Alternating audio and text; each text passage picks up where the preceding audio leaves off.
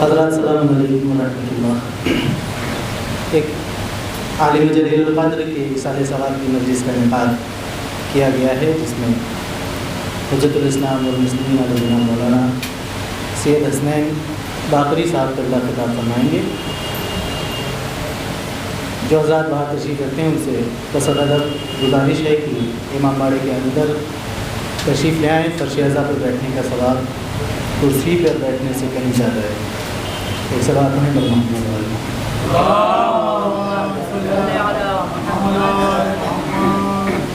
خطیب مجلس بس پہنچنا ہی چاہتے ہیں امام باڑے میں، لہذا مجلس کا آغاز تلاوت کلام پاک کے ذریعے سے ہوگا۔ اس کے بعد چند شعراء منظوم کا عقیدت نذرانہ عقیدت پیش کریں گے۔ اس کے بعد خطیب محترم آپ کے روبرو ہوں گے۔ تلاوت کلام پاک کے لیے میں آواز دے رہا ہوں جناب صادق رضا صاحب کو کہ وہ تشریف لائیں اور کلام پاک کی تلاوت کے ذریعے سے مجلس کا آغاز کریں۔ اللہم صل علی محمد و آل محمد۔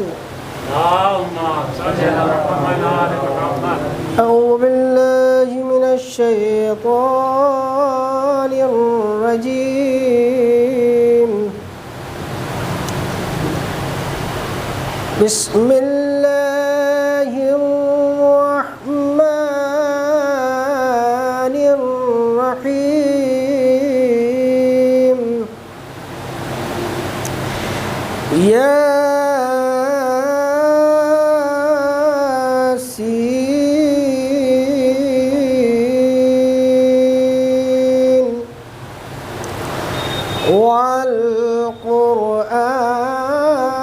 والقرآن الحکیم،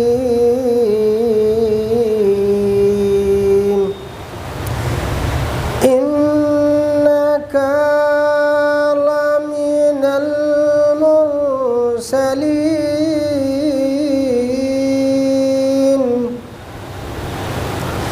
علی صراط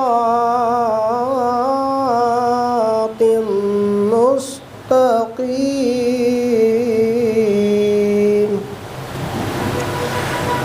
تنزیل العزیز الرحیم،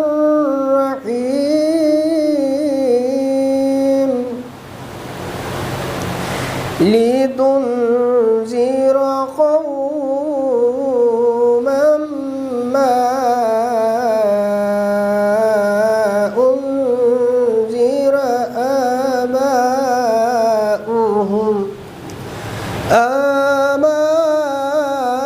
آباؤهم فهم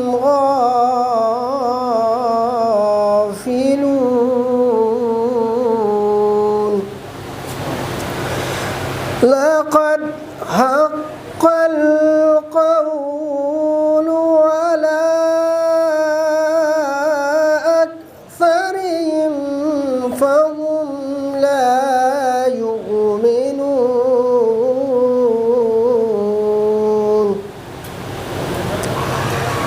إنا جعلنا في أعناقهم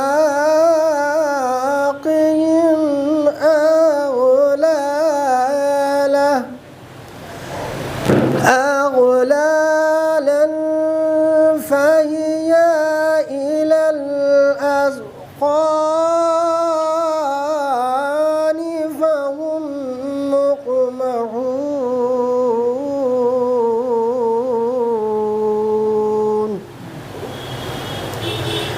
وجعلنا من بين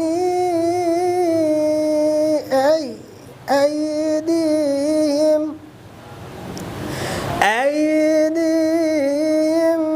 سدا ومن خلفهم سدا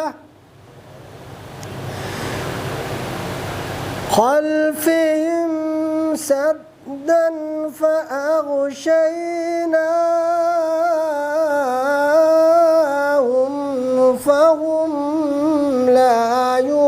تبصرون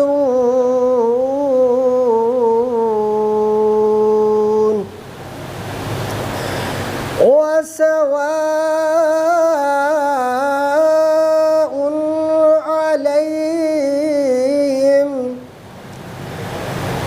عليهم أأنذرتهم أم لم تنذرهم لا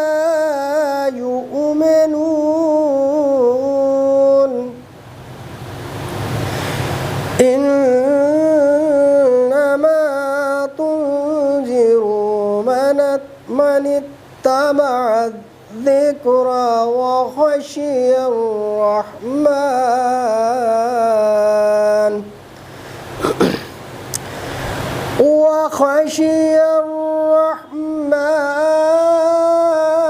بالغيب فبشره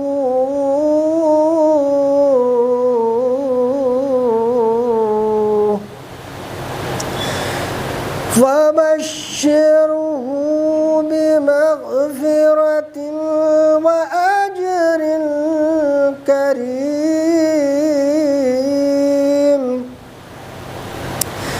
إنا نحن نحيي الموتى ونكتب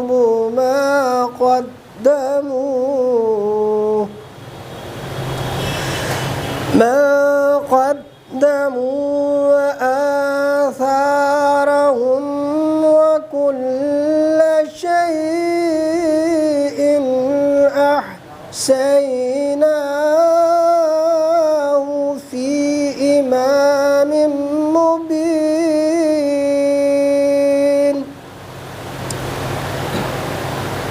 واضرب لهم مثلا أصحاب القرية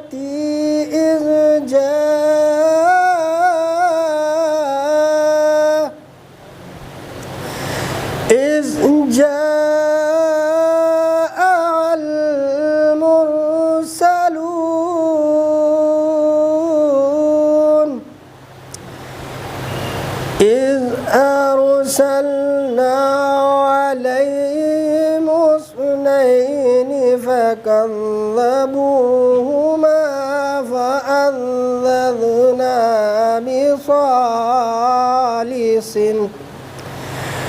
بثالث فقالوا إنا إليكم مرسلون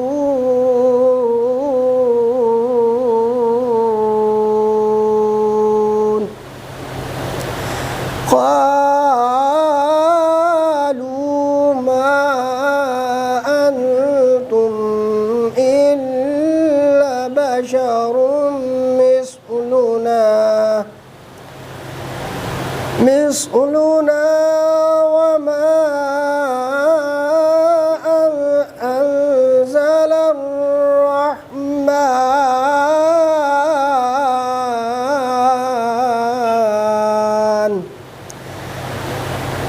أنزل الرحمن من شيء إن أنتم إلا تكذبون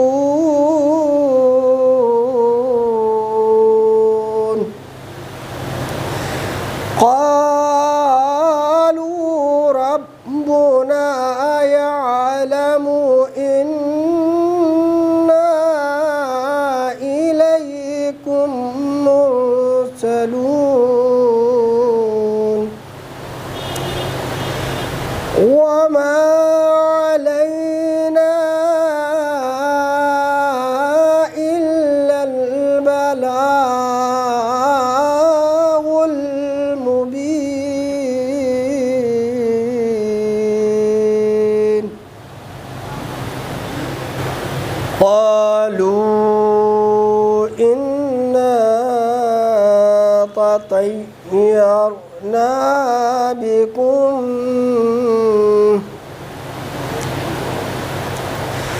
لئن لم تنتهوا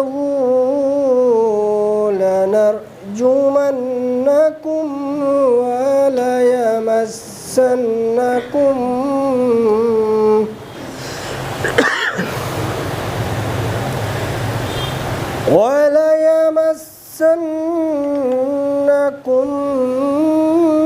منا عذاب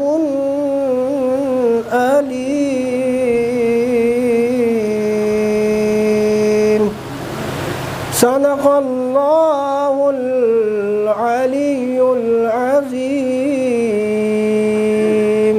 اللهم صل على محمد وآل محمد. الحمد للہ رب العالمین والصلاة والسلام علی اشرف الانبیاء والمرسلین خاتم النبیین شفیع ذنوبنا و طبیب نفوسنا مولانا ابی القاسم محمد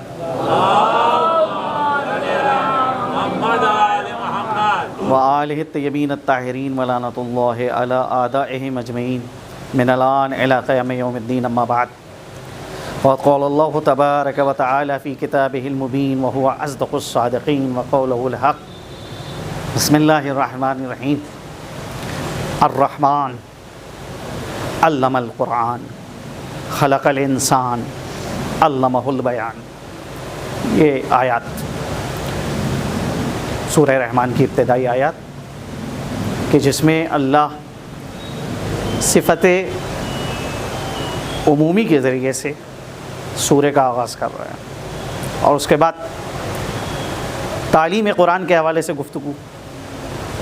ہونا تو یہ چاہیے تھا کہ پہلے خلقت کے حوالے سے گفتگو ہوتی، پھر تعلیم کے حوالے سے گفتگو ہوتی، لیکن کیونکہ تعلیم قرآن ہدایت کا مسئلہ ہے، لہٰذا ہدایت کا انتظام خلقت سے پہلے ہے.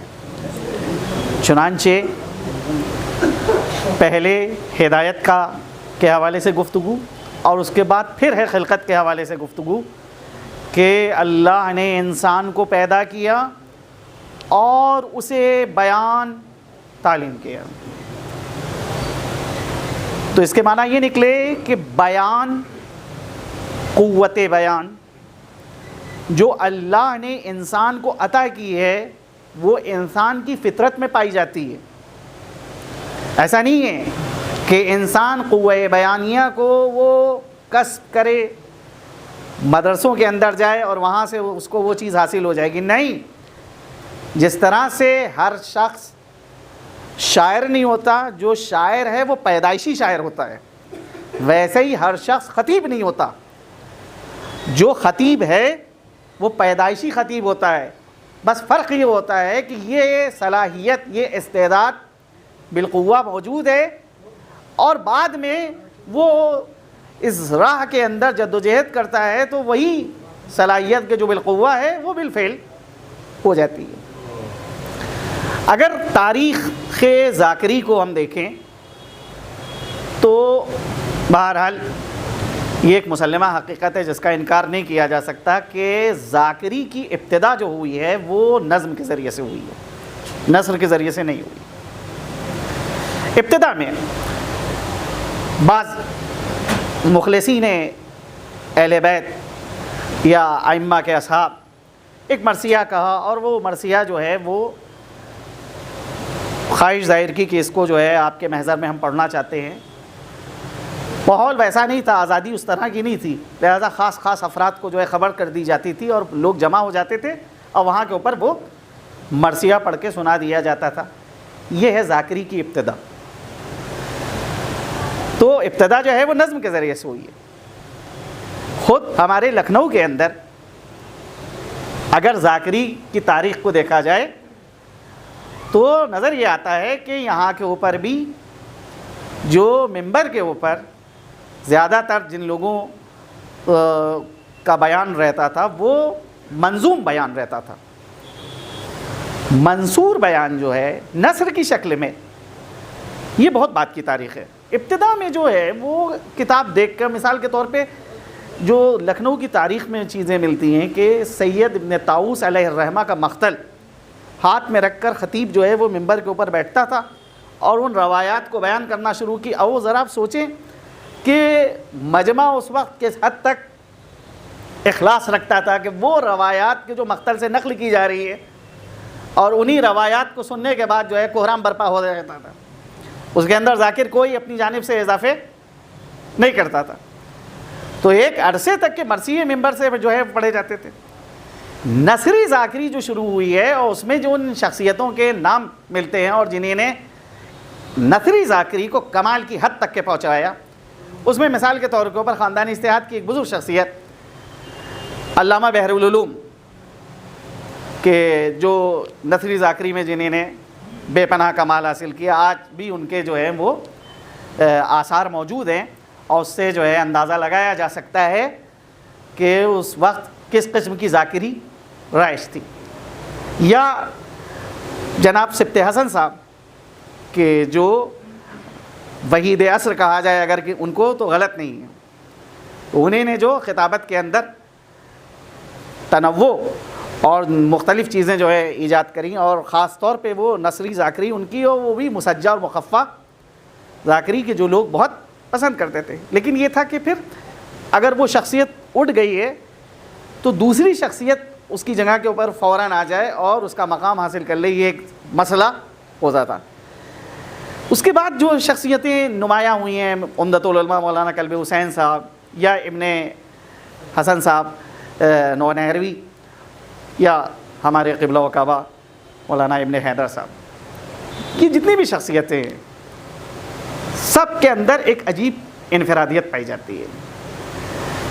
قبلہ و کعبہ مولانا ابن حیدر صاحب کے اندر جو خصوصیات پائی جاتی ہیں، جیسے حاشر صاحب کا شعر نقل کیا کہ کوئی ایسی صنف سخن نہیں ہے کہ جس کے اندر جو ہے وہ مہارت نہ رکھتے ہوں، جس میں ید طولہ نہ رکھتے ہوں.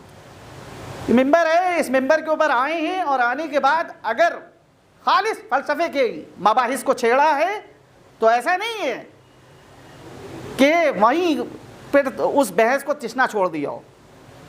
نہیں، جو خواص کا مجمع ہے وہ پوری طرح سے درک کر رہا ہے کہ موضوع کو تشنا نہیں چھوڑا ہے اور بہت ہی عمیق مسائل کو بیان کر رہے ہیں. عام طور کے اوپر وہ چیز دیکھیں، آپ غور کیجئے کہ خاص مولانا کی مجلسوں کے اندر یہ چیز نظر آئی کہ مثال کے طور کے اوپر اقسام علم جو وہ بیان کیے گئے اور اس کے بعد جو ہے اقسام جہل کو بیان کیا گیا. اب وہاں کے اوپر اقسام علم کے حوالے سے کہا کہ بھئی علم کی جو قسم ہے وہ یقین ہے، اور ظن بھی علم کی ایک قسم ہے، لیکن یقین 100% جہاں کے اوپر واقع کے مطابق چیز ہو اس کو یقین سے تعبیر کیا جاتا ہے. لیکن جہاں 80% ہو، 80% ہو، اس کو پھر یقین نہیں کہا جاتا ہے، اس کو ظن کہا جاتا ہے.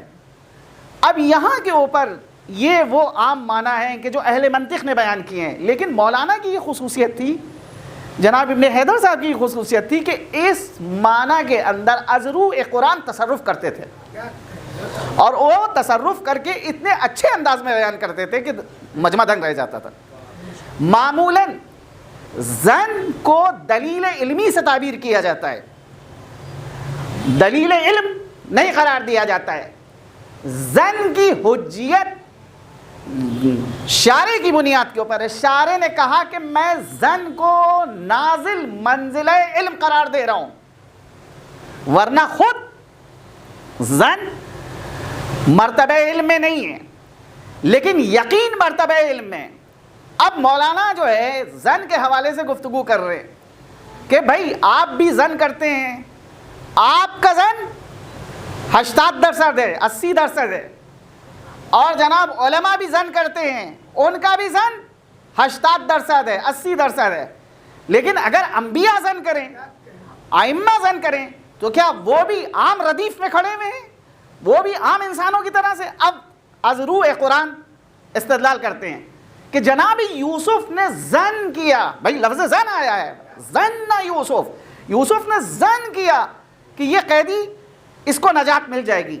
کہا نبی جب ظن کرتا ہے تو اس کا ظن واقع کے مطابق ہوتا ہے. تو یہ وہ معنی میں تصرف ہے کہ جو کسی اور کو نہیں حاصل تھا، یہ مرحوم کو خصوصی طور پر حاصل تھا، اور یہ خصوصیت منحصر بفرد تھی ان کے اندر، اور دیگر افراد کے اندر یہ چیز نہیں پائی جاتی تھی.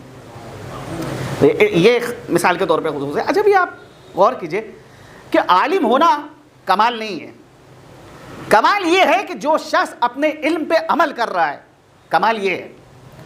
بھائی فلسفے میں بہت اچھے تھے، منطق لاجواب پڑھاتے تھے، علم کلام کے اندر ان کا کوئی مثال نہیں تھی۔ گزشتہ تاریخ کے حوالے سے واقعات سننا شروع کیجئے، ایسے واقعات جو ہیں وہ بیان کر رہے ہیں جیسے آپ کو اس دور میں لے جا کے کھڑا کر دیں گے، آپ وہاں کے اوپر ان سے، کیونکہ بہرحال حوض علمیہ سید دلدار علی غفران ماہ کی جب تاسیس ہوئی تو اس وقت آفتاب شریعت نے جو حیات علمی قرار دی تھی، اس حیات علمی میں ہمارے حوضے کے ایک اہم رکن مولانا ابن حیدر صاحب بھی تھے۔ تو نصاب تعلیم جب مرتب کیا گیا ہے تو اس وقت جو ہے گاہ بگاہ کئی ملاقاتیں مولانا سے ہوئیں یا شاکر صاحب مرحوم سے ہوئیں، تو اس وقت خاص کیونکہ دیکھیے مجلسوں کو سننے کے بعد کا مرحلہ ایک الگ ہوتا ہے کہ وہاں خطاب عام ہے، لیکن ذاتی نشستوں کے اندر جو خاص طور پہ طلاب کو جو ان کے طلاب نے فیض حاصل کیا، ویسا فیض جو ہے وہ ہر کس و ناکس کو نصیب نہیں ہوتا ہے، یہ ذاتی نشستوں میں یہ چیزیں حاصل ہو پاتی ہیں گی۔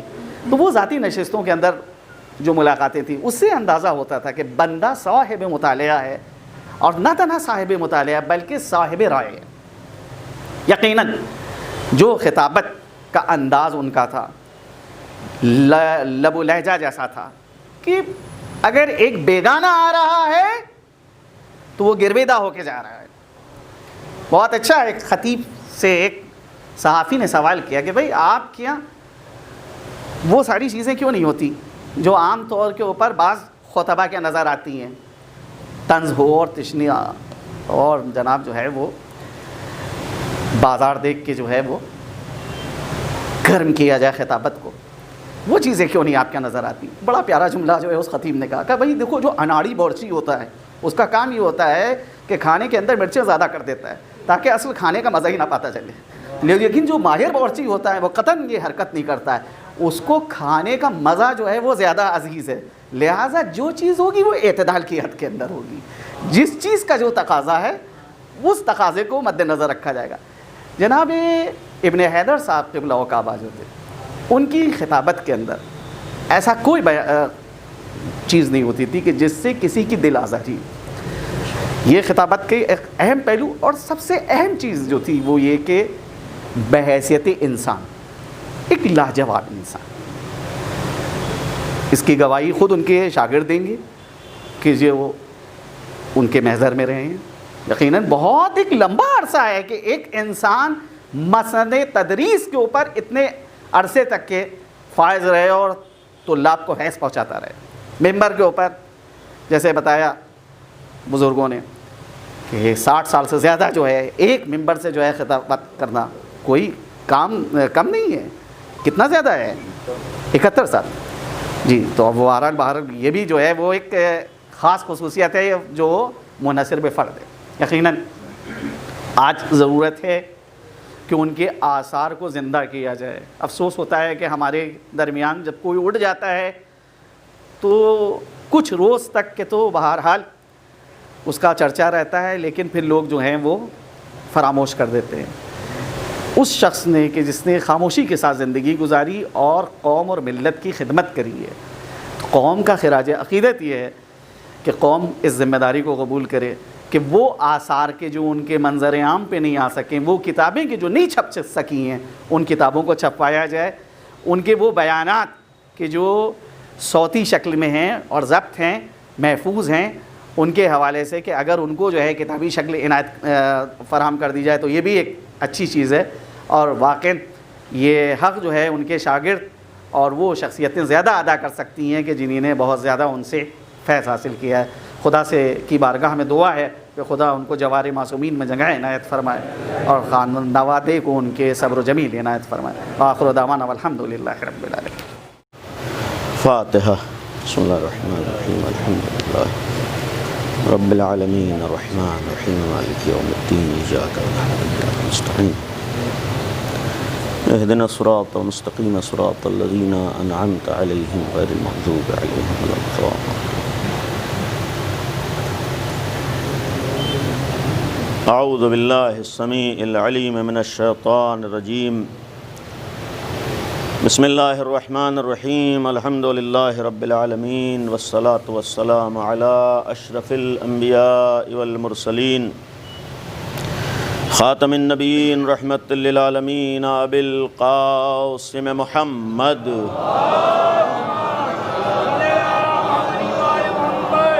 وآلہ الطیبین الطاہرین المعصومین المظلومین لا سیما بقیت اللہ فی الارضین ارواحنا و ارواح العالمین لتراب مقدمہ الفدا ولعنت اللہ علی اعدائہم وغاصب حقوقہم وقاتلیہم ومنکری فضائلہم اجمعین اما بعد قال اللہ سبحانہ تبارک و تعالی وقولہ الحق اعوذ باللہ من الشیطان الرجیم انما ولیکم اللہ ورسولہ والذین آمنوا الذین یقیمون الصلاة ویؤتون الزکاة وہم راکعون صلوات پڑھیں محمد۔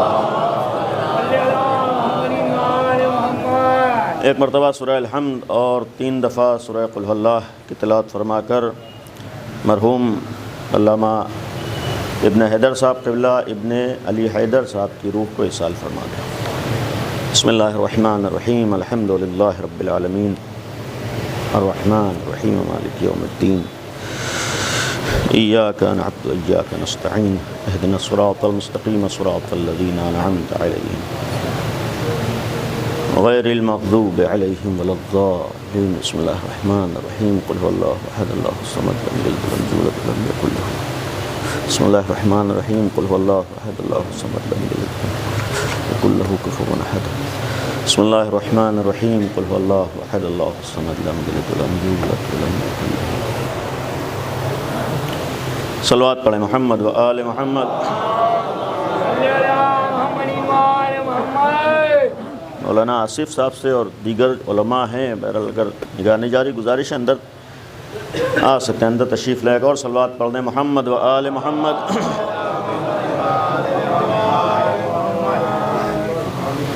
ایک اس سے بہتر صلوات پڑھ دیں محمد و آل محمد۔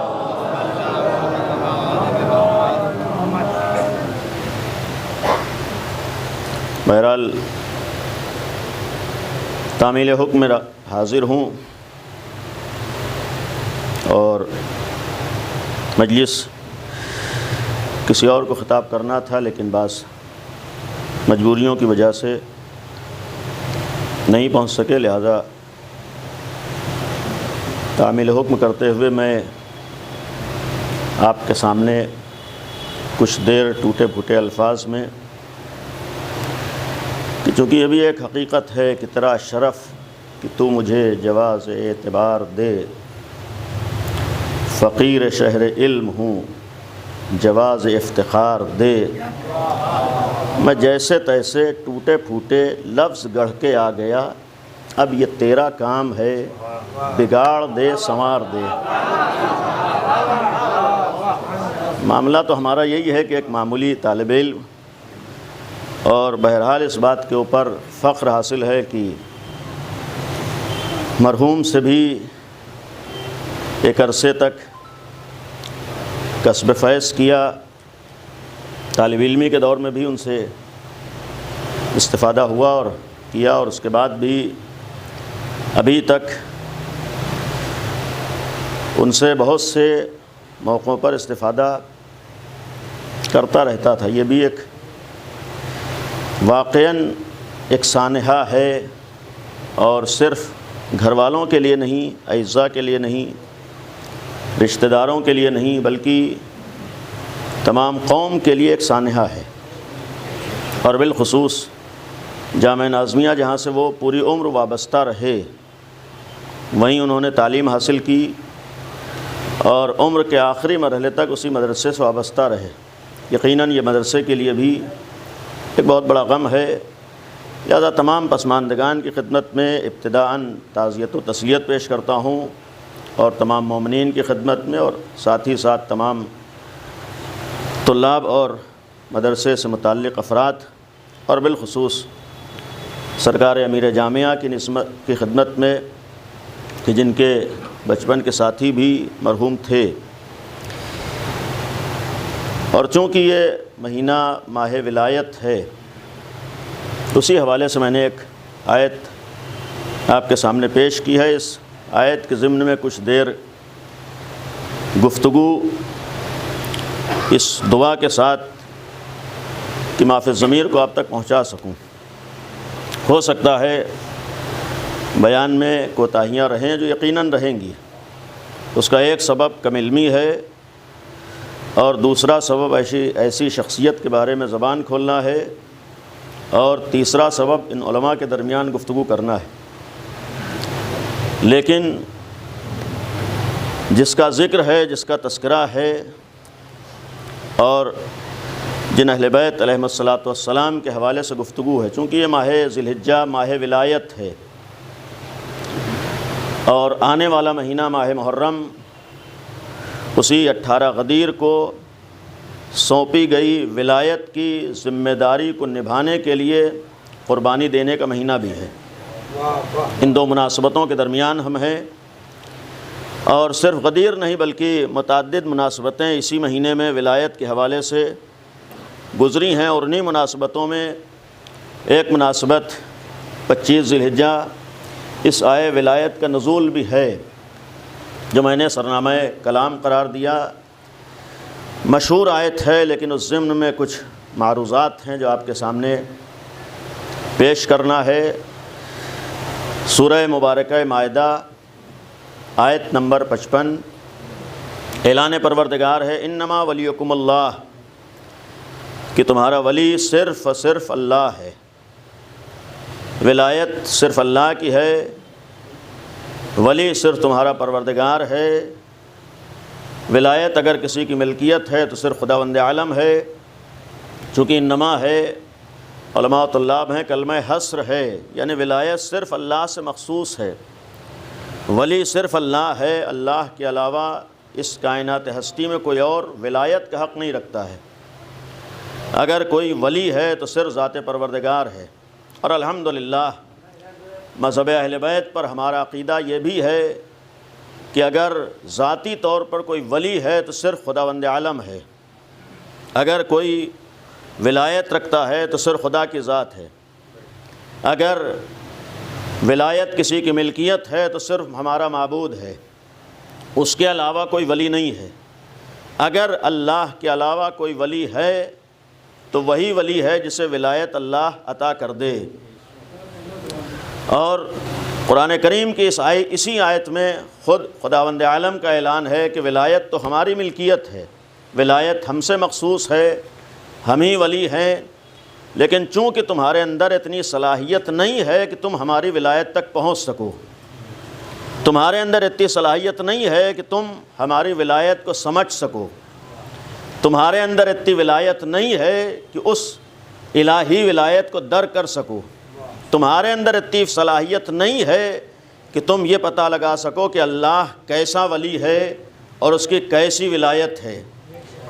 چونکہ وہ تمہارا معبود ہے، چونکہ تمہارا پروردگار ہے، چونکہ تمہارا خدا ہے، اس لیے تمہارے لیے واجب بھی ہے کہ اسے ولی مانو۔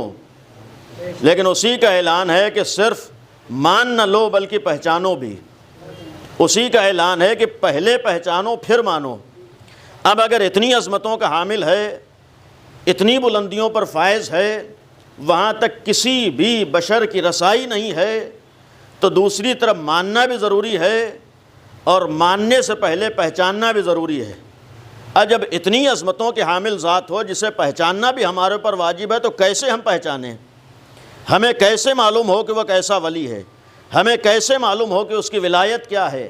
ہمیں کیسے معلوم ہو کہ کس ولی کو ہمیں ماننا ہے؟ یہی تو اس معبود اور ولی کا اپنے بندوں کے اوپر احسان ہے کہ اس نے اگر اپنی ولایت کا ماننا ہمارے اوپر فرض کیا ہے، اپنی ولایت کا سمجھانا ہمارے لیے لازم قرار دیا ہے، اس ولایت کی معرفت ہمارے اوپر ضروری قرار دی ہے، تو اس نے ایک احسان یہ بھی کیا ہے کہ ہمارے اور اپنے درمیان کچھ ولیوں کو رکھا ہے، ہمارے اور اپنے درمیان کچھ لوگوں کی ولایت کا اعلان کیا ہے، ہمارے اور اپنے درمیان کچھ لوگوں کو ولی بنایا ہے۔ ان افراد کو ولی بنانے کا سبب اور وجہ یہ ہے کہ تمہارے اندر چونکہ اتنی صلاحیت نہیں ہے کہ خدا کی ولایت کو پہچان سکو، خدا کی ولایت تک پہنچ سکو، لہٰذا آؤ اسی مخلوق میں ہمارے بنائے ہوئے ولیوں کی عظمت کو سمجھو۔ پہلے ہمارے بنائے ہوئے ولی کی عظمت کو پہچانو، ہمارے بنائے ہوئے ولی کی معرفت حاصل کرو۔ جب تمہیں ہمارے بنائے ہوئے ولی کی معرفت حاصل ہوگی تبھی تم ہماری ولایت تک پہنچ سکتے ہو۔ جب تم ہمارے ولی کو پہچانو گے، ہمارے بنائے ہوئے ولی کی ولایت کو سمجھو گے، تب تمہیں معلوم ہوگا خدا کی ولایت کیسی ہے، خدا کیسا ولی ہے، اس کی ولایت کا مطلب کیا ہے۔ یعنی اللہ نے اگر اسی آیت میں اعلان کیا ہے، چونکہ پورا واقعہ آپ کے سامنے ہے کہ امیر المومنین حضرت علی ابن ابی طالب علیہ الصلوۃ والسلام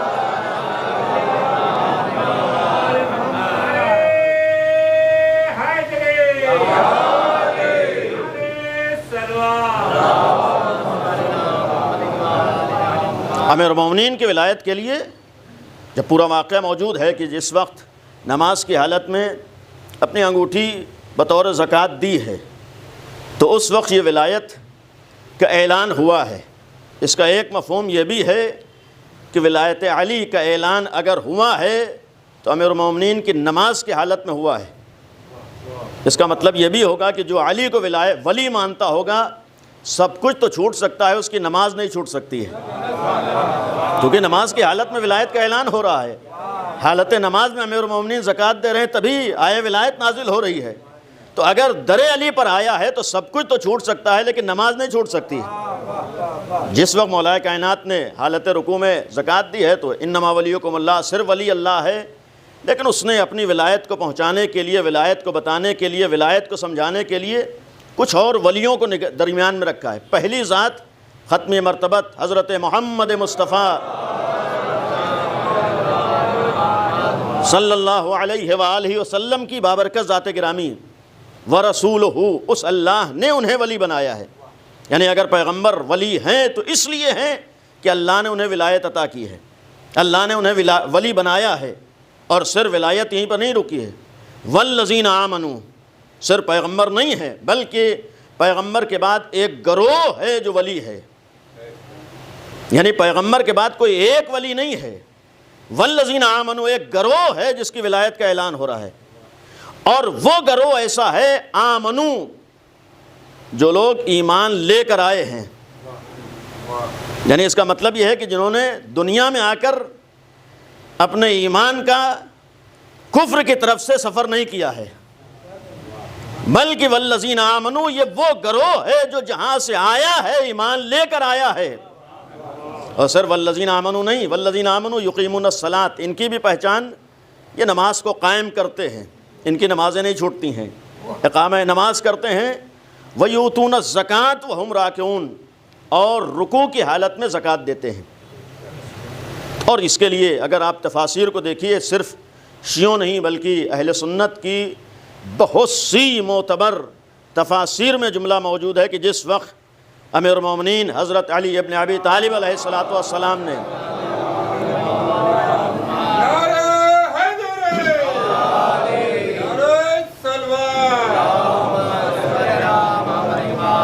حالت رکوع میں زکوٰۃ دی ہے تو اس وقت یہ آیت نازل ہوئی۔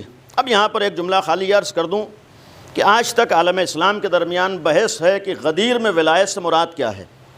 آج سارا جھگڑا اسی بات کے اوپر ہے کہ غدیر میں جس ولایت کا اعلان ہوا ہے اس ولایت کے معنی کیا ہے۔ کم از کم اس آیت نے آ کر اس ولایت کے فیصلہ کر دیا کہ وہاں پر ولایت کا مطلب کیا ہے۔ انما ولیکم اللہ، تمہارا ولی اللہ ہے، تو جس معنی میں تمہارا ولی اللہ ہے ورسولہ، اسی معنی میں تمہارا رسول بھی ولی ہے۔ اور صرف رسول نہیں، والذین آمنوا اس کے بعد اگر ولی ہے تو اسی معنی میں ولی ہے جس معنی میں خدا ہے۔ اس کا مطلب ہے کہ ولایت کا مطلب اگر ہم اللہ کو خالی اپنا دوست مانتے ہیں تو غدیر میں بھی ولایت کا مطلب امام علی کو دوست مانے۔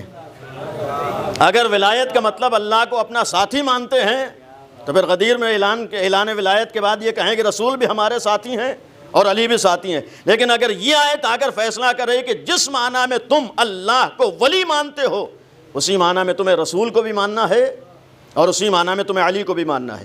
تو یہ درمیان میں اگر ولایت کو رکھا گیا، اس کا سبب یہ تھا کہ لوگوں میں اتنی صلاحیت نہیں تھی کہ اللہ تک پہنچ سکے، لوگوں میں اتنی صلاحیت نہیں تھی کہ اللہ تک رسائی ہو سکے، مخلوق میں اتنی صلاحیت نہیں تھی کہ اللہ کو پہچان سکے، تو اللہ نے اپنے اور ہمارے درمیان اہل بیت کو رکھا ہے، پیغمبر کو رکھا ہے، امیر المومنین کو رکھا ہے۔ اگر اپنے اور ہمارے درمیان آل محمد کو اپنی رسائی کے لیے وہاں تک پہنچنے کے لیے رکھا ہے، تو اتنا کہنے کا حق ہے کہ آل محمد اور امیر المومنین کے فضائل کہتے ہی اسے ہیں کہ اگر ہم در علی پر آئیں تو علی کے در پر آنے کے ساتھ ساتھ ہماری رسائی خدا تک ہو رہی ہو۔ اگر ہم امیر المومنین تک پہنچ رہے ہوں تو چونکہ علی ہمارے اور خدا کے درمیان وسیلہ ہے، ہو ہی نہیں سکتا کوئی علی تک پہنچے اور اس کی رسائی خدا تک نہ ہو رہی ہو، یہ ناممکن ہے۔ کوئی ایک صلوات پڑھ دیں محمد و آل محمد، اس سے بہتر صلوات پڑھ دیں محمد و آل محمد، ایک اور صلوات پڑھ دیے محمد و آل محمد۔ تو امیر المومنین کو درمیان میں رکھا۔ اب اس میں ایک پہلو قابل غور ہے کہ اگر درمیان میں امام علی کو رکھا ہے، پیغمبر کو رکھا ہے، تو ایسا نہیں ہے کہ اللہ محتاج تھا درمیان میں رکھنے کے لیے، نہیں، اللہ کو ضرورت نہیں تھی، اللہ محتاج نہیں ہے، بلکہ ہم محتاج ہیں کہ اللہ تک پہنچنے کا کوئی ہمارے سامنے وسیلہ ہو۔ ہم محتاج ہیں کہ ہمارے سامنے کوئی ایسا ہو جسے دیکھ کر ہم خدا تک پہنچ رہے ہوں، اور وہ بھی ایسا ہو کہ جسے دیکھ کر خدا یاد آ رہا ہو، ایسا ہو جسے دیکھ کر خدا تک رسائی ہو رہی ہو، ایسا ہو جسے دیکھ کر ہم یہ کہنے پر مجبور ہو جائیں جب مخلوق ایسی ہے تو اس مخلوق کا خالق کیسا ہوگا۔ ایسا ہونا چاہیے کہ جسے دیکھ کر ہماری رسائی خدا تک ہو رہی ہو۔ عظمت آل محمد تو یہی ہے کہ انہیں دیکھ کر خدا یاد آ جائے۔ عظمت آل محمد یہ نہیں ہے کہ ہم آل محمد کی ربوبیت کا اقرار کر رہے ہوں۔ جس نے اہل بیت کی ربوبیت کا اقرار کر دیا، یہ یقین رکھیے کہ اس نے اہل بیت کو نہیں پہچانا ہے۔ جس نے امیر المومنین کی ربوبیت کا دعویٰ کر دیا، یقین رکھیے کہ اس نے علی کو نہیں پہچانا ہے۔ معرفت علی تو یہی ہے کہ تم علی کو پہچانو تاکہ معلوم ہو کہ خدائے علی کون ہے۔ تمہیں معرفت علی ہو تاکہ معلوم ہو کہ علی کا پروردگار کون ہے، تمہیں پتہ چلے کہ علی کا خدا کون ہے۔ تو اگر خدا تک پہنچانے کے لیے علی ابن ابی طالب ہیں، درمیان میں ہیں، تو وہ اللہ محتاج نہیں بلکہ ہم محتاج تھے۔ اور پھر ایسے افراد درمیان میں ہیں جن کے لیے ایک عقیدہ ہمارا یہ بھی ہے، ایک جملہ یہاں پر درمیان میں عرض کر دوں، ایسے ولی ہیں، اور یہ بھی صرف ہمارے اوپر واجب نہیں ہے بلکہ ان کے اوپر واجب ہے کہ خدا کو ولی مانیں، بلکہ امیر المومنین پہ بھی واجب ہے کہ اللہ کی ولایت کا اقرار کریں، اللہ کو اپنا ولی مانیں۔ یعنی امام علی کا مولا بھی اللہ ہے، جو کہ پیغمبر میں بھی غدیر میں پیغمبر نے فرمایا تھا کہ اللہ مولایا، اللہ میرا مولا ہے۔ اور جب پیغمبر کا مولا اللہ ہے، یہ گویا امیر المومنین کی طرف سے بھی پیغمبر نے جملہ کہا تھا، جس طرح میرا مولا خدا ہے ویسے علی کا مولا بھی خدا ہے۔ اس خدائی کا اعلان کرنے کے بعد اگر خدا مولا ہے تو امیر المومنین نے ایک نمونہ ہمارے سامنے یہ بھی پیش کیا کہ اگر کسی کو مولا مانا جاتا ہے تو یہ بھی علی سے سیکھو کیسے مولا مانا جاتا ہے۔ اگر کسی کو مولا ماننا ہے تو یہ بھی تمہیں علی درس دیں گے، اگر کسی کی ولایت کو تسلیم کرنا ہے تو یہ بھی تم علی سے سیکھو، اگر کسی کا مولائی بننا ہے تو اس کا نمونہ بھی تم علی سے سیکھو، یہ بھی تمہیں علی بتائیں گے کس کو مولائیت کہتے ہیں۔ اور امیر المومنین کی ولایت کیا تھی، یا اللہ کو کس طریقے سے ولی مانا ہے۔ آج ہم شیعوں کا عقیدہ یہ ہے کہ علی کے پاس اللہ کی ایسی ولایت تھی کہ علی نے اپنے کو وہاں تک پہنچا دیا کہ علی مخلوق ہونے کے باوجود اللہ کے صفات کا مظہر بن گئے۔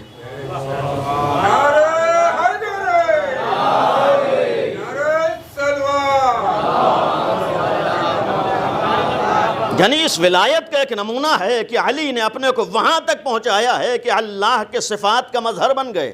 مقصد کیا تھا؟ ایسا نہیں ہے کہ امام علی خالق ہو گئے ہیں، خود امام نے فرمایا ہے کہ ہمارے اور خدا کے درمیان خالقیت اور مخلوقیت کا فرق باقی رکھنا، وہ خالق ہے ہم مخلوق ہیں، یہ فرق باقی رکھو، اس کے بعد جو ہمارے بارے میں کہنا چاہو کہہ سکتے ہو۔ اس لیے کہ جتنی ہماری عظمتوں کا اعتراف و اقرار کرو گے اس سے عظمت توحید میں اضافہ ہوگا، کمی نہیں ہوگی۔ اس لیے کہ جتنے تم علی کے کمالات بڑھاتے جاؤ گے، آخر میں پہنچ کے یہ کہنے پر مجبور ہوگے کہ علی مخلوق ہے۔ جب علی مخلوق ہے، جو مخلوق اتنی عظمتوں کا حامل ہو تو اس علی کا خدا کتنی عظمتوں کا حامل ہوگا۔ یہ خود امیر المومنین نے فرمایا کہ ہمارے اس کے درمیان خالق اور مخلوق کا فرق باقی رکھنا۔ اگر خالق اور مخلوق کا فرق ہے، بس ایک پہلو تک لانا چاہتا تھا کہ اس فرق کے ساتھ، یعنی یہ مخلوق ہیں وہ خالق ہے، یہ کیسے ممکن ہوا کہ امام علی مخلوق باقی رہیں اور اللہ کے صفات کا مظہر بن جائیں؟ اور ہم شیعوں کا عقیدہ ہے کہ اہل بیت اللہ کے صفات کا مظہر ہیں، اور اسی بنیاد پر، غلط فہمی کی بنیاد پر، لا علمی کی بنیاد پر، جہالت کی بنیاد پر اہل بیت کے چاہنے والوں پر اعتراضات بھی ہوتے ہیں۔ لیکن یہ جملہ ذمہ داری سے عرض کر دوں، جتنی خالص توحید در آل محمد پر ہے، کسی اور در پر وہ توحید قابل تصور نہیں ہے۔ یعنی یہ یقین رکھیے کہ جتنی خالص توحید در امام علی پر ملے گی، ویسی خالص توحید دنیا کو کہیں نہیں ملے گی۔ تو جس خالص توحید ہے، تو یہ کیا ممکن ہے کہ امام علی اللہ کے صفات کا مظہر ہو جائیں؟ اللہ کے صفات کا مظہر کیا مطلب ہے؟ یعنی اگر دیکھنا ہو کہ اللہ کیسا عالم ہے تو ہم امام علی کو دیکھیں، دیکھنا ہو کہ اللہ کی کیسی قدرت ہے تو ہم امام علی کو دیکھیں، اللہ کا کیسا اختیار ہے ہم امیر المومنین کو دیکھیں۔ تو جب سارے صفات امام علی میں ہیں، علی اللہ کے صفات کا مظہر ہیں، تو پھر یہ خالق و مخلوق کا فرق کیسے باقی رہے گا؟ سوال تو یہی ہے کہ پھر اس میں اور اس میں فرق کیا رہ گیا؟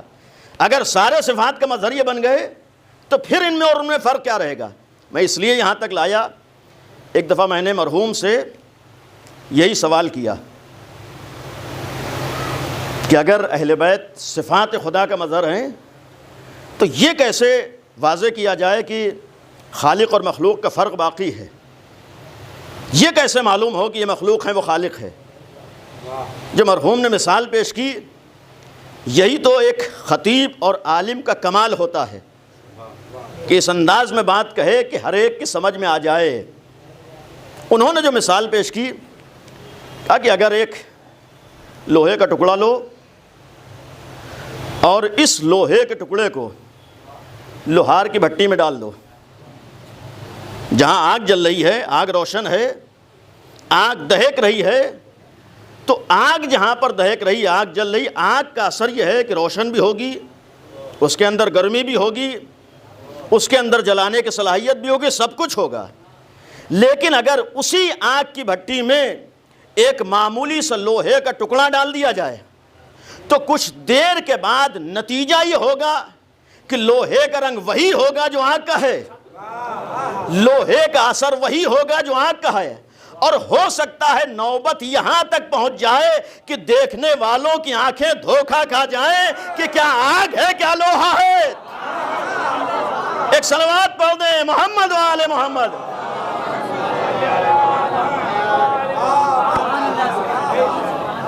وہی اثرات ہیں، وہی چیز ظاہر ہو رہی ہے، لیکن ایسا نہیں ہے کہ لوہا آگ بن گیا، لوہا لوہا ہے، آگ آگ ہے، بلا تشبیہ۔ اہل بیت کا معاملہ بھی یہی ہے کہ اپنے کو خدا سے ایسا نزدیک کیا، بلکہ عام زبان میں یہ کہوں کہ اس طرح کے مولائی تھے کہ جو اللہ کے صفات تھے علی کے ذریعے ظاہر ہو رہے تھے۔ یہی تو علی نے ہم کو پیغام دیا ہے کہ یہ نہ کہنا کہ ہم وہ کام کیسے کر سکتے ہیں جیسے علی نے کیے تھے۔ ہاں تم علی کے چاہنے والے رہو گے، علی تمہارے مولا رہیں گے، لیکن ولایت کا تو مطلب یہی ہونا چاہیے کہ تم اپنے کو علی سے اتنا نزدیک کر دو کہ علی کے صفات تمہارے ذریعے ظاہر ہو رہے ہوں۔ علی کا کردار تمہارے ذریعے سے ظاہر ہو رہا ہو. جس طرح سے لوگوں نے علی کو دیکھ کر یہ کہنے پر لوگ مجبور ہوئے کہ جب علی ایسے ہیں تو ان کا خدا کیسا ہوگا. اگر واقعاً ولایت ہے تو اپنے کو وہاں تک پہنچاؤ کہ دنیا تمہیں دیکھ کر کہنے پر مجبور ہو کہ جب علی کا شیعہ ایسا ہے تو علی کیسے ہوں گے. ایک صلوات پڑھ دیں محمد و آلہ.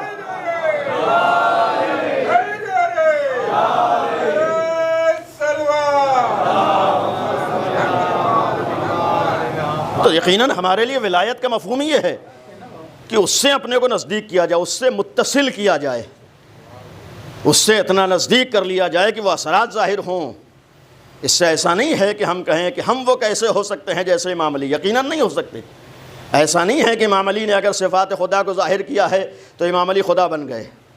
نہیں، خدا نہیں بنے ہیں. علی علی ہیں، خدا خدا ہے. ہم رہیں گے، مولا مولا رہیں گے. لیکن اصل معاملہ کردار کا ہے. کس کی ولایت ہے، کس کی محبت ہے.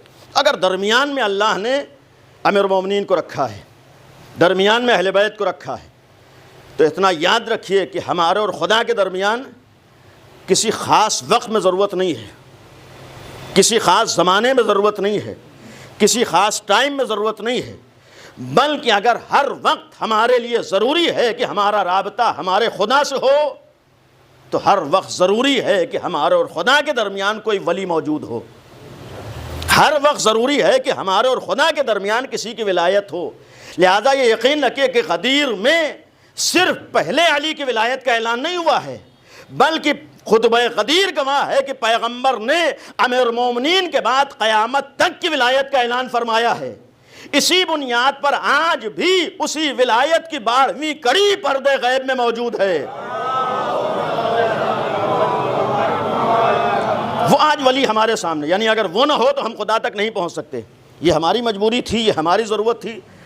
تو اگر اللہ نے اپنے اور مخلوق کے درمیان علی کو درمیان میں رکھا ہے، اہل بیت کو درمیان میں رکھا ہے، اور بہرحال وقت نہیں ہے، تو ایک سوال اپنے نوجوانوں سے کہ امام علی کو ہم دیکھیں خدا تک پہنچے، اور غدیر میں جو شریعت مکمل ہوئی، غدیر میں جو دین مکمل ہوا، ہم جائیں امام علی سے سوال کریں کہ وہ اللہ کا دین کیا ہے، وہ اللہ کی شریعت کیا ہے، وہ اللہ کا پیغام کیا ہے. یعنی در حقیقت امام علی بتائیں گے کہ وہ دین کیا ہے. جب ولایت امام علی پر دین مکمل ہوا ہے تو واقعی دین وہی بتائے گا جس کو اللہ نے ولی بنایا ہے. واقعی دین وہی پہنچائے گا جس کے پاس وہ ولایت ہے. تو مکمل دین بتانا یہ امیر المومنین کی ذمہ داری. مولا کائنات بتائیں گے. امیر المومنین کے بعد کون بتائے گا؟ ہمارا عقیدہ ہے امام حسن. امام حسن کے بعد کون بتائے گا؟ یہ سلسلہ 11ویں امام تک ہے.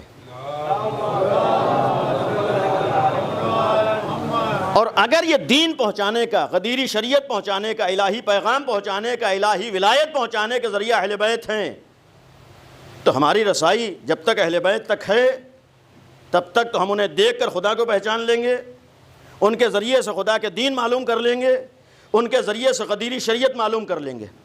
لیکن ایک لوگوں کا امتحان لینے کے لیے اللہ لوگوں کی آنکھوں پر پردہ ڈال دے کہ یہ لوگ آخری ولی تک نہ پہنچ پائیں. اس کی مصلحتیں کیا ہیں ہم نہیں جانتے ہیں. اللہ نے ہماری آنکھوں پر پردہ ڈال دیا کہ ہم اب اپنے زمانے کے ولی کو نہیں دیکھ سکتے ہیں. موجود ہے ولی، غدیری شریعت بتانے والا مولا موجود ہے، لیکن ہماری رسائی وہاں تک نہیں ہے. ہماری آنکھیں اسے دیکھ نہیں سکتی ہیں، ہماری نگاہیں اسے درک نہیں کر سکتی ہیں.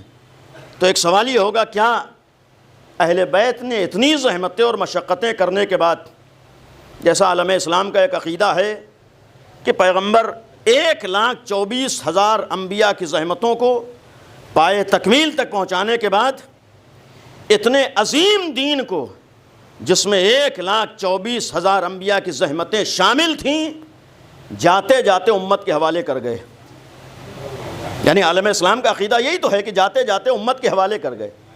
لیکن حقیقت کیا ہے کہ چونکہ عظیم دین تھا لہذا پیغمبر نے اپنے بعد کے لیے اس محافظ دین کا انتظام فرمایا ہے، اور ہم اس وقت تک صحیح دین تک نہیں پہنچ سکتے جب تک ادھر سے بتائے ہوئے صحیح محافظ شریعت کو نہ پہچان لیں. ہم صحیح دین کو نہیں پہچان سکتے جب تک ادھر سے بیان کیے ہوئے مولا کو نہ پہچان لیں. تو جس طریقے سے پیغمبر نے اپنے بات کے لیے دین کو لاوارث نہیں چھوڑا ہے، بلکہ دین کے وارث کا انتظام فرما دیا ہے۔ اماموں کی شکل میں، معصومین کی شکل میں محافظ شریعت بتایا ہے، محافظ دین بتایا ہے۔ تو ایک سوال یہ ہے کہ کیا 11 اماموں نے 30 زحمت کے بعد جب غیبت کا زمانہ آنے لگا، اور آج تقریباً 1200 سال زیادہ کا عرصہ گزر چکا ہے، اس لیے کہ غیبت صغریٰ کا آغاز 260 ہجری سے ہے اور 329 ہجری سے غیبت کبریٰ کا آغاز ہے، 1442 ہجری شروع ہونے والا ہے۔ سوال یہ ہے کہ اتنا زمانہ ابھی گزر چکا ہے، ابھی کتنا اور عرصہ گزرے گا ہمیں نہیں معلوم ہے۔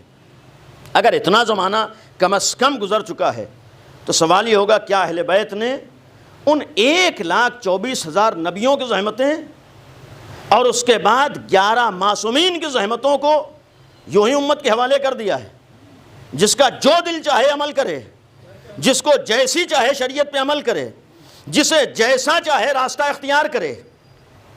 سوال یہی ہے کیا اہل بیت نے غیبت کے زمانے کے لیے دین کو ہمارے حوالے کر دیا ہے کہ ہم جیسے چاہیں عمل کریں، دین کو ہمارے حوالے کر دیا ہے کہ جیسے چاہیں ہم راستہ اختیار کریں، جیسے چاہیں ہم عقیدہ بنا لیں، جیسے چاہیں ہم عمل کرنے لگیں؟ نہیں، اگر ہمیں یقین ہے کہ نبی کریم نے جاتے جاتے دین کو لاوارث نہیں چھوڑا تھا بلکہ اپنے بعد کے لیے دین کے محافظ کا انتظام فرمایا تھا، تو یہ بھی یقین رکھیے کہ 11 معصومین نے بھی اپنے بعد کے لیے غیبت کے زمانے کے لیے اپنے دین کو لاوارث نہیں چھوڑا ہے، بلکہ زمانے غیبت کے لیے محافظ دین کا بھی انتظام فرمایا ہے۔ اس غیبت کے زمانے میں بھی محافظ دین موجود ہے، محافظ شریعت موجود۔ ہم یہ نہ سوچیں کہ غدیری شریعت لاوارث ہے، ہم یہ نہ سوچیں کہ غدیری شریعت کا کوئی محافظ نہیں ہے۔ نہیں، الحمدللہ جب تک عصمت کا سلسلہ تھا تو معصوم امام اس غدیری شریعت کا محافظ تھا، لیکن جب عصمت کا سلسلہ رکنے والا تھا اور آخری معصوم پردہ غیب میں جانے والا تھا تو جانے والے امام نے اپنے بعد کے لیے غیر معصوم کو محافظ شریعت بنایا ہے۔ دنیا کو یہ غلط فہمی نہ ہو کہ غدیری شریعت کو جیسے چاہیں گے ہم موڑ دیں گے، جیسے چاہیں گے تبدیل کر دیں گے، جیسے چاہیں گے بنا دیں گے۔ اگر اللہ نے نبی کے بعد علی کو محافظ بنایا تھا تو ہمارے امام نے بھی غیبت کے بعد کچھ افراد کو محافظ شریعت بنایا ہے۔ یہ محافظین شریعت کا سلسلہ اس لیے بھی باقی رہے گا تاکہ امام کے ظہور تک وہ غدیری شریعت باقی رہے۔ ایک سلوات پڑھ دیں محمد و آل محمد۔ اسی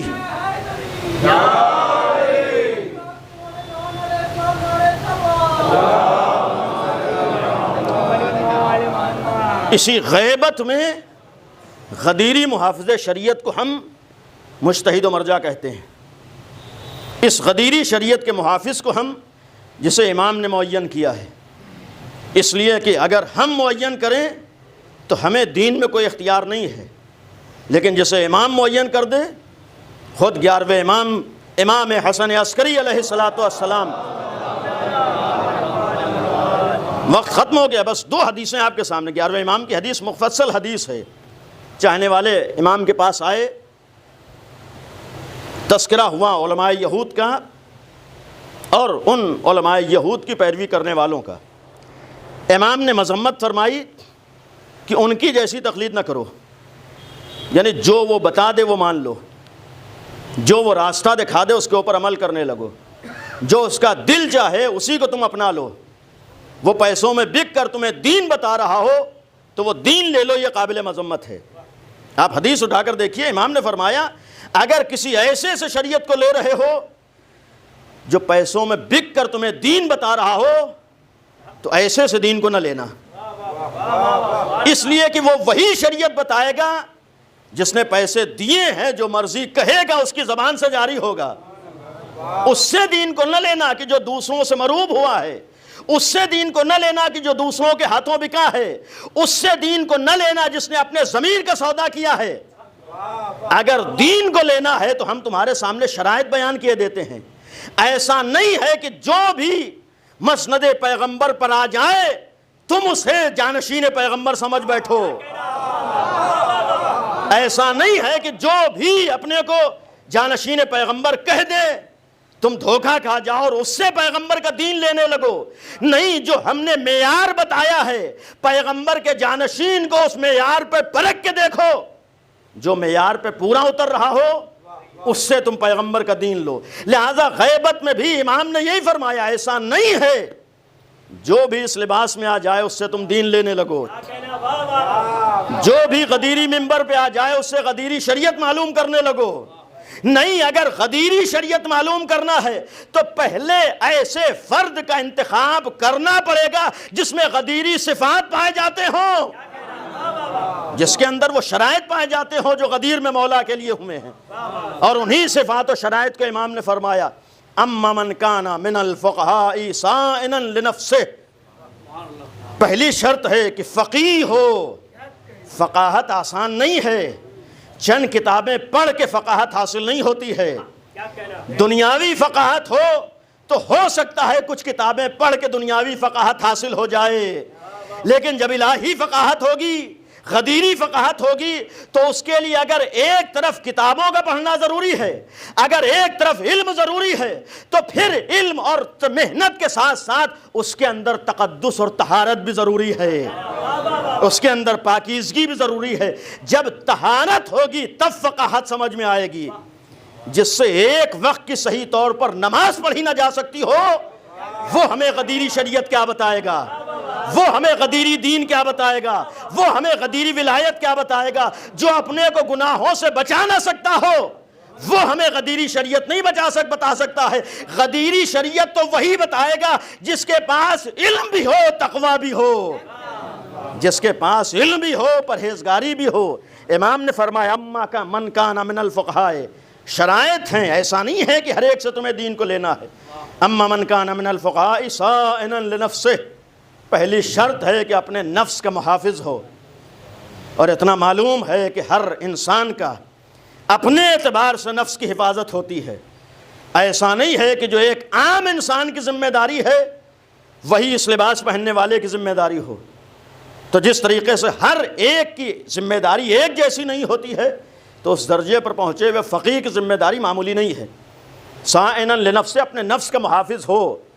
ایسا نہ ہو کہ نفس کا سودا آسانی سے کر لے، ایسا نہ ہو کہ معمولی سے ڈالروں میں بک جائے، ایسا نہ ہو کہ کسی طاقت سے مروب ہو کر کچھ کا کچھ تمہیں دین پہنچا دے، ایسا نہ ہو کہ اپنے ذاتی مفاد کی وجہ سے تمہیں کہیں کے بجائے کہیں اور لے جا کر کھڑا کر دے. اما من کان من الفقہاء صائنا لنفسہ حافظا لدینہ. اسے دین کی حفاظت کا احساس ہو، اسے یہ معلوم ہو کہ غدیری شریعت کیا ہے، وہ تمہیں غدیری شریعت تک پہنچا رہا ہو. محافظا لدینہ مطیعا لامر مولا. وہ قدم قدم پر اپنے مولا کا مطیع ہو، اس کی نگاہوں میں صرف امام کا حکم ہو، اس کی نگاہوں میں صرف امام کی مرضی ہو. اس کے شرائط بیان کرنے کے بعد اب امام نے جملہ فرمایا فَلِلْعَوَامِ أَن يُقَلِّدُوهُ. ختم کیا. عوام پر واجب ہے کہ جو ان شرائط کا حامل فقیہ ہے اس کی تقلید کریں. اور یہ کہنے کے بعد امام کا جملہ ہے یہ شرطیں ہر ایک میں نہیں آتی ہیں. یہ دھوکہ نہ کھا لو کہ جو بھی یہ لباس پہن کے آ گیا وہ مجتہد بن گیا. یہ دھوکہ نہ کھا لو کہ جو بھی اپنے کو جو چاہے کہے. نہیں، پہلے شرائط ضروری ہیں. فَلِلْعَوَامِ أَن يُقَلِّدُوهُ. عوام پر واجب ہے کہ ایسے شخص کی تقلید کریں. اور تقلید کے لیے بس 1 منٹ میں ایک جملہ عرض کر دوں. تقلید کا مقصد اب یہ نہیں ہوگا کہ اس فقیہ کی بات ماننا ہے. تقلید کا مقصد یہ ہوگا کہ جب تمہارے اندر اتنی صلاحیت نہیں ہے کہ تم غدیری شریعت تک پہنچ سکو تو اپنے اور غدیری شریعت کے درمیان ایسے شرائط رکھنے والے فقہاء کو ذریعہ بناؤ جو تمہیں غدیر سے دور نہ ہونے دیں، جو تمہیں غدیری شریعت سے بھٹکنے نہ دیں. اس لیے کہ غدیر کے دشمن کم نہیں ہیں. کچھ دشمن غدیر کے وہ ہیں جو کھل کے تمہارے سامنے آئیں گے، اور کچھ غدیری دشمن وہ ہیں جو چہرے پر نقاب ڈال کر آئیں گے. ایسے دشمنوں سے بچنا ہر ایک کے بس میں نہیں ہے. لہذا اگر دشمنوں سے بچنا ہے تو ہر ایک کے بہکاوے میں نہ ہو، بلکہ ایسے شرائط رکھنے والے فقہاء کو تم ذریعہ بناؤ جو تمہیں غدیر تک پہنچا سکیں، جو تمہیں غدیر سے آشنا کر سکے. الحمدللہ ہمارے ہاں زمانے غیبت میں بھی ایسے علماء، ایسے فقہا رہے ہیں جنہوں نے غدیری شریعت کی حفاظت کی ہے اور ہم تک غدیری شریعت کو پہنچایا ہے۔ اور یہ یقین رکھیے کہ دنیا لاکھ مخالفتیں کرے، چونکہ انتظام ادھر سے ہے تو کسی کی مخالفت سے وہ انتظام ختم نہیں ہو جائے گا، وہ انتظام باقی رہے گا۔ یہ ہمارا امتحان ہے کہ ہم اس تک کیسے پہنچ سکتے ہیں۔ تو لہٰذا اس زمانے میں بھی یہ بھی ایک یقیناً فقیہ اہل بیت تھے، یقیناً عالم آل محمد تھے، وہ تھے جنہوں نے علم اہل بیت کو حاصل کیا تھا۔ اور اگر علم اہل بیت کو حاصل کیا تھا تو آج ہمارے لیے اسی بنیاد پر علماء کا احترام بھی ہے۔ ختم کر رہا ہوں، آج اگر ہمارے ہاں ایام محرم نزدیک ہیں، تبرکات کا احترام ہے، سوال یہ ہے کس لیے احترام ہے؟ بھائی لکڑی کا تابوت رکھا ہوا، کیوں احترام واجب ہے؟ آپ یہی تو کہیں گے لکڑی کا احترام نہیں ہے، اس کے اندر جو نسبت ہے اس کا احترام ہے۔ کاغذ کا تعزیہ رکھا ہو، اس کا کاغذ کا احترام نہیں ہے، بلکہ کاغذ کے اندر جو نسبت ہے اس کا احترام ہے۔ علم رکھا ہوا ہے، علم کا احترام نہیں ہے، اس کپڑے میں جو نسبت ہے اس نسبت کا احترام ہے۔ تو اگر ہم بے جان چیزوں کا نسبت کی وجہ سے احترام کرتے ہیں تو جو عالم آل محمد ہو، جس کے پاس ولایت علی ہو، جس کے پاس علم اہل بیت ہو، جس کے پاس آل محمد کا کردار ہو، تو اب عالم کا احترام اس کی ذات کی بنیاد پر نہیں ہے، بلکہ عالم میں جو نسبت پائی جا رہی ہے اس نسبت کا احترام ہے۔ آج ہمارے لیے اگر علماء کے احترام کا حکم دیا گیا ہے تو ذات کی بنیاد پر نہیں ہے، بلکہ جو نسبت ہے اس بنیاد پر ہے۔ تو اگر ان بے جان چیزوں کی توہین کو ہم حرام سمجھتے ہیں تو پھر اسی نسبت کے احترام کی بنیاد پر عالم کی توہین کو بھی ہمیں حرام سمجھنا پڑے گا۔ اور معصوم نے فرما دیا معمولی نہ سمجھنا، ایک عالم کی توہین یہ عالم کی توہین نہیں ہے بلکہ ہماری توہین ہے۔ معصوم نے فرمایا یہ ہماری توہین ہے، اور جس نے ہماری توہین کی اس نے خدا کی توہین کی ہے۔ معصوم کے جملے اسی لیے چھٹے امام جعفر صادق علیہ الصلوۃ والسلام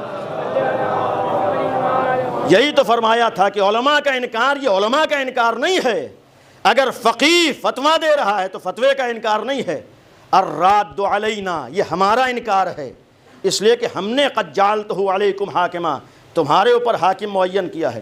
تو جو علماء ہمارے سامنے رہنمائی کریں، اور بہرحال ربط مصائب کے لیے بات اور عرض کر دوں، ان حالات میں ہم کرونا جیسے دور سے گزر رہے ہیں، اور یہ یاد رکھیے اس ایام اعظم میں حسینیوں کا بہت بڑا امتحان ہے، اور ایک امتحان یہ ہے کہ اب تک تم غم حسین اپنے جذبات کی بنیاد پر کرتے تھے یا تم غم حسین صدیقہ طاہرہ کی رضا کے لیے کرتے تھے؟ تم حسین کی عزا اپنے لیے کرتے تھے یا اپنے امام کے لیے کرتے تھے؟ تم امام حسین کا غم اپنی خوشی کے لیے کرتے تھے، اور اگر ان کی خوشی کے لیے تھا تو ہمیں یہ دیکھنا ہوگا کہ ان کی خوشی کیسے ہے، ان کی خوشی کس چیز میں ہے۔ ہمیں یہ کہنے کا حق نہیں ہے کہ اب تک تو ایسے کرتے چلے آ رہے تھے، نہیں، ہمیں یہ دیکھنا ہے حالات کیسے ہیں، ہمارے مراجع کی رہنمائی کیا ہے، ہمارے علماء کے ہدایات کیا ہیں۔ اس لیے کہ اس دور میں بھی علماء و مراجع کے ہدایات اپنے لیے نہیں ہیں بلکہ صحیح دین کو ہم تک پہنچانے کے لیے ہیں۔ ہمیں اپنی بھی حفاظت کرنا ہے، ہمیں دوسروں کے بھی حفاظت کرنا ہے۔ اگر ایک ڈاکٹر کہہ رہا ہے کہ آپ روزہ رکھنے کی وجہ سے بیمار ہو جائیں گے تو آپ کو ڈاکٹر کی بات مان کر واجبی روزے کو چھوڑنا ہے۔ اگر ڈاکٹر کہہ رہا ہے کہ غسل کرنے کی وجہ سے آپ بیمار ہو جائیں گے تو آپ کو غسل چھوڑ کر تیمم کرنا ہے۔ یہ ہماری شریعت ہے، یہ ہمارا دین ہے۔ اگر اس وقت ڈاکٹروں کا فیصلہ یہ ہے کہ اس پھیلی ہوئی وبا سے بچنے کے لیے احتیاط ضروری ہے تو یاد رکھیے ڈاکٹر نہیں کہہ رہا ہے، ہماری شریعت کہہ رہی ہے۔ اگر بھیڑ بھاڑ سے ہمیں بچنا ہے تو ہماری شریعت کہتی ہے کہ ہمیں احتیاط کرنا ہے، اور ہمیں وہ عمل کرنا ہے جس کی وجہ سے ہم آسانی سے 2 مہینے 8 دن غم حسین برپا کر سکیں۔ کہیں ایسا نہ ہو کہ ہماری بے توجہی کی وجہ سے، ہمارے ایک عمل کی وجہ سے بعد میں آنے والی ایام اور ان مناسبات کے اوپر اثر پڑے۔ ہمیں احتیاط کرنا ہے، ہمیں شریعت کو نگاہوں میں رکھنا ہے، ہمیں جذبات میں نہیں بہنا ہے۔ اور ظاہر سی بات ہے کہ جہاں جذبات کی بات نہ ہو، کربلا میں حسین نے ایسے ایسے افراد کو لا کر دکھا بھی دیا، کیسے افراد کو لے کر آئے ہیں۔ انہی افراد میں بات ایک عالم دین کی تھی، ایک فقیہ اہل بیت کی تھی۔ کربلا میں بھی حسین نے جہاں سارے نمونے پیش کیے ہیں، ایک علم فقاہت کا نمونہ بھی پیش کیا ہے۔ خط لکھا ہے من الحسین حسین ابن علی کی طرف سے الی رجل فقیہ، مرد فقیہ حبیب ابن مظاہر کی طرف. اور یہ شاید خط لکھ کر امام حسین نے جناب حبیب کو کربلا میں اس لیے شریک کیا کہ رہتی دنیا تک ہر حسینی کو پیغام دے دیا کہ اب فقیہ اہل بیت کو اپنی نگاہوں سے نہ دیکھنا، بلکہ حسین کی نگاہوں سے فقیہ اہل بیت کو دیکھنا. یہ عام لوگ ہوتے ہیں جو اپنے امام وقت کے ساتھ شریک ہونے کی تمنا کرتے ہیں، لیکن جو فقیہ اہل بیت ہوتا ہے اسے امام وقت خود خط لکھ کر اپنے ساتھ شریک کیا کرتا ہے. جناب حبیب کو بلایا ہے. جس وقت کربلا میں پہنچے ہیں جناب زینب کو خبر ہوئی، پوچھا کون آیا ہے؟ آپ کے بھائی کے بچپن کے دوست حبیب آئے ہیں. جیسے ہی سنا جناب زینب نے جملہ کہا، اے فضا حبیب سے جا کر سلام کہہ دو. جیسے ہی جناب فضا نے آ کر کہا، اے حبیب خوشا نصیب، تمہیں شہزادی سلام کہلا رہی ہے. جیسے ہی جناب حبیب نے جملہ سنا ہے سر و سینے کو پیٹ لیا، ہائے آل محمد تو یہ وقت آ گیا ہے کہ غلاموں کو شہزادیاں سلام کہلائیں. یہ ابھی کربلا میں جناب حبیب پہنچے تھے، انہیں یہ برداشت نہ ہوا کہ جناب زینب سلام کہلائیں. یہ غیرت تھی جناب حبیب کی. ذرا سوچئے جب جناب حبیب کی یہ غیرت ہو تو سید سجاد کی غیرت کا عالم کیا ہوگا. آسان امتحان نہیں اہل بیت نے دیا ہے. جناب حبیب آتے ہیں، عاشور کا دن نمودار ہوا ہے، ظہر کا اول وقت ہے. ایک چاہنے والے نے آ کر کہا کہ مولا اول وقت نماز ہے. امام نے ایک دفعہ آسمان کی طرف نگاہ اٹھائی اور جملہ کہا کہ ہاں نماز کا اول وقت ہے. اور امام نے کربلا میں اپنے چاہنے والے کو ایک دعا دی ہے. ہم بھی امام سے دعا چاہتے ہیں. امام نے جو دعا دی ہے، خدا تمہیں نماز گزاروں میں شمار کرے. یہ امام نے دعا دی ہے. اور جس وقت امام نے کہا اول وقت ہے، ہم نماز کو قائم کریں گے، کہا کہ ان دشمنوں سے کہہ دو کچھ دیر کے لیے جنگ کو روک دیں.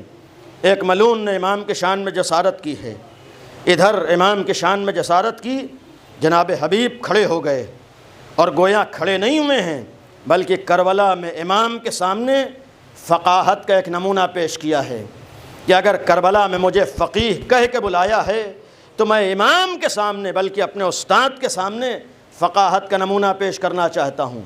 مولا میری فقاہت یہ کہتی ہے کہ نماز پڑھنے والے بھی موجود ہیں، آپ کے سامنے کھڑے ہو کر تیر روکنے والے بھی موجود ہیں، لیکن میری فقاہت یہ کہتی ہے کہ اس ملعون نے آپ کی شان میں جسارت کی ہے، لہٰذا اس کو اس کی گستاخی کا مزہ چکھانا بھی ضروری ہے. عزیزو جناب حبیب نے اس وقت میدان کا رخ کیا ہے، امام سے اجازت لی ہے اور میدان میں آئے ہیں. ایک دفعہ گھوڑے سے زمین پر آئے اور آخری لمحات میں امام سرحانے پہنچے. امام حسین کے دل سے پوچھئے، ایک جملہ فرمایا تھا کہ جیسے اصحاب مجھے ملے ایسے نہ میرے نانا کو ملے ہیں نہ میرے بابا کو ملے. مقصد یہ تھا، یہ نہ سوچ رہے نہ حسین کے لیے حبیب جیسے صحابی کا غم آسان تھا، نہیں حبیب جیسے بچپن کے دوست کا غم آسان نہیں ہے. آخری لمحات ہیں، امام حسین سے خدا حافظ کہا ہے، دنیا سے رخصت ہوئے ہیں، بس ختم کیا. یہ جناب حبیب تھے. جناب سید سجاد کا غم آسان نہیں ہے. اولادیں ہیں مولانا کے لیے یقیناً دنیا سے گزرنا، ایسے باپ کا گزرنا ہر اولاد کے لیے سخت ہوتا ہے، لیکن اہل بیت کا غم ہمیں سہارا دیتا ہے. جس وقت یہ قافلہ کربلا سے چلا ہے، ایک ظلم یہ بھی ہوا کہ شہداء کے سروں کو نوک نیزہ پہ بلند کیا گیا ہے. کہہ دینا آسان ہے، ذرا بیٹے کے دل سے پوچھئے کہ ساتھ میں باپ کا کٹا ہوا سر نوک نیزہ پہ ہو اور بیٹا ساتھ ساتھ چل رہا ہو، اہل بیت پر کیا گزر رہی ہوگی، آل محمد کے دل کا عالم کیا ہوا ہوگا. عزیزو تمام شہداء کے سر نوک نیزہ پر ہیں. جب یہ قافلہ کوفے پہنچا، جناب حبیب کوفے کے رہنے والے ہیں اور تاریخ نے لکھا ہے کہ جناب حبیب کا ایک بیٹا کوفے میں ہے جس کا نام قاسم ہے. اس نے سن رکھا ہے کہ بابا کربلا گئے ہیں، کربلا میں واقعہ رونما ہوا ہے، اسے خبر نہیں ہے. جب یہ قافلہ کوفے پہنچا تو قاسم نے ایک دفعہ نگاہ اٹھا کر منظر یہ دیکھا کہ جناب حبیب کا سر نوک نیزہ پر ہے. اولاد ہے، بیٹا ہے، تڑپ گئے، بے چین ہو گئے، میرے بابا کا سر نوک نیزہ کے اوپر ہے. قاسم کے لیے قابل برداشت نہیں تھا میرے بابا کے سر نوک نیزہ پر ہو. قاسم نے چند اپنے ساتھیوں کو آمادہ کیا اور اس شخص کے پاس آئے جس کے ہاتھ میں وہ نیزہ تھا جس پر جناب حبیب کا سر تھا. آنے کے بعد اس سے کہا کہ یہ سر مجھے دے دے. اس نے انکار کیا. ان جوانوں نے تلواریں نکالیں اور تلواریں نکال کر اس کے ہاتھ سے نیزہ چھینا اور نیزہ چھین کر ایک جملہ کہا, جس کے بیٹے زندہ ہوتے ہیں اس کے باپ کا سر نوکے نیزہ پہ بلند نہیں ہوتا. عزیزو, کوفے میں قاسم نے یہ جملہ تو کہہ دیا, لیکن ذرا سید سجاد کے دل سے پوچھئے کہ دل کا عالم کیا رہا ہوگا. صرف باپ کا سر نہ ہو بلکہ چچا عباس کا سر بھی ہو, بھائی علی اکبر کا سر بھی ہو, بھائی علی اصغر کا سر بھی ہو. ہائے سید سجاد کے دل پہ کیا گزرتی تھی. ہاتھوں میں ہتھکڑیاں ہیں, پیروں میں بیڑیاں, اور تنہا کٹے ہوئے سر ہی نہیں بلکہ ساتھ ہی ساتھ پھبیوں کے کھلے ہوئے سر بھی ہو. ہائے سید سجاد, بس یہی جملہ کہتے تھے, اے معبود سید سجاد کی قربانیوں کو قبول کر لے. الا لعنت اللہ علی قوم الظالمین, سيعلم الذین ظلموا أي منقلب ينقلبون. خدایا ہماری اس عبادت کو قبول فرما. معبود اس ذکر کو مرحوم کی مغفرت کا ذریعہ قرار دے. پروردگار آل محمد کا واسطہ ہے, مرحوم کو جوار معصومین میں جگہ عنایت فرما. پروردگار آل محمد کا واسطہ ہے, دنیا سے کرونا کا خاتمہ فرما. معبود اس دنیا کو اس وبا سے نجات عطا فرما. معبود عصمت اہل بیت کا واسطہ ہے, آل محمد کا واسطہ ہے, ایام عزائے امام حسین نزدیک ہیں. معبود ابا عبداللہ الحسین کا واسطہ ہے, ان ایام سے پہلے ہی اس وبا سے دنیا کو نجات عطا کر دے. خدایا اگر تیری مصلحت یہ ہو کہ انہی حالات میں ہمیں غم حسین منانا ہے تو ہمیں اتنا جذبہ اور حوصلہ دے دے کہ ہم امام کی مرضی کا خیال کر کے عزائے حسین کا حق ادا کر سکیں. معبود ہمیں غم حسین منانے کی توفیق عنایت فرما. معبود حاضرین کی دلی حاجات کو قبول فرما. پروردگارہ علماء اعلام کا سایہ ہمارے سروں پر باقی رہے. معبود عصمت اہل بیت کا واسطہ ہے, ان حالات کو ہمارے امام کے ظہور کے لیے مقدمہ قرار دے. خدایا ہمارے آخری ولی کے ظہور میں تعجیل فرما. ہم سب کو امام کے ناصروں میں شمار فرما. ایک دفعہ سورہ حمد اور 3 دفعہ سورہ توحید کی تلاوت فرما کر مرحوم علامہ سید ابن حیدر صاحب قبلہ, ابن علی حیدر صاحب قبلہ کی روح کو ایصال فرما دیں. اسم تو میبارد از نفس باران, نور رخت دارد جلوه بی پایان, بر دل خسته میدهد اسمت لذت عشقی مدام, بر روح بلندت سلام.